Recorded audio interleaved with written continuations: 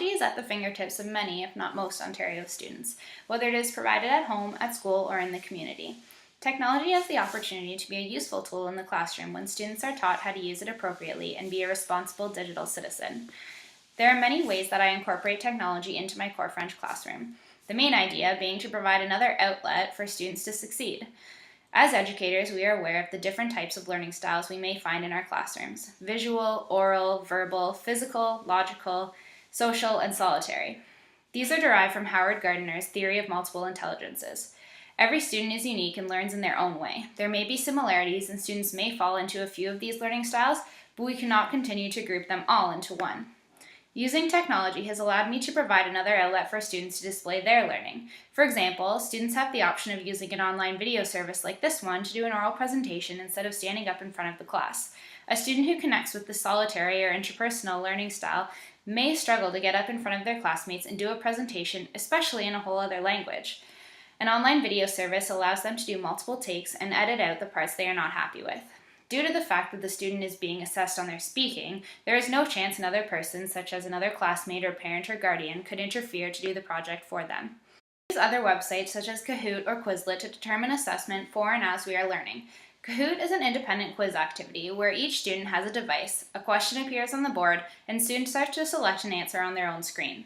Kahoot has recently started to provide hard data that can be used for assessment. If this is what you're looking for, you must ensure students are not using anonymous names. Quizlet is a team quiz activity. Each student has a device again.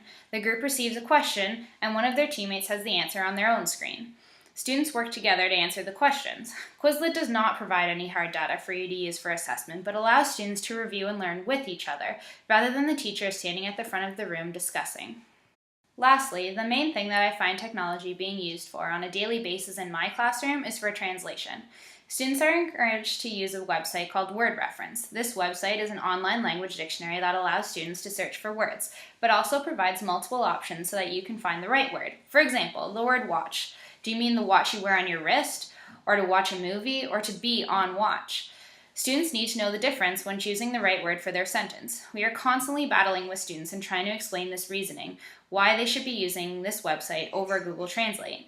My most recent argument being, when you type a sentence into Google Translate, who's doing the work to learn or translate the words? The student or the computer? When students use Word Reference, they are taking the time to search up the individual words and learn the difference on their own. These technologies that I use are a way for me to connect with students and see the success for students who struggle with the typical pen-to-paper learning. They allow me to make learning visible, differentiate, engage my students, and most of all, apply the language. I know that there are many risks with having technology in the classroom, and I am not saying that it is to fully replace any other method of teaching or learning, but having a discussion at the beginning of the school year with how to properly use technology in the classroom is key. Having high expectations of your students and holding them to those expectations, as well as yourself as the educator, will help our students become the responsible digital citizens we expect them to be.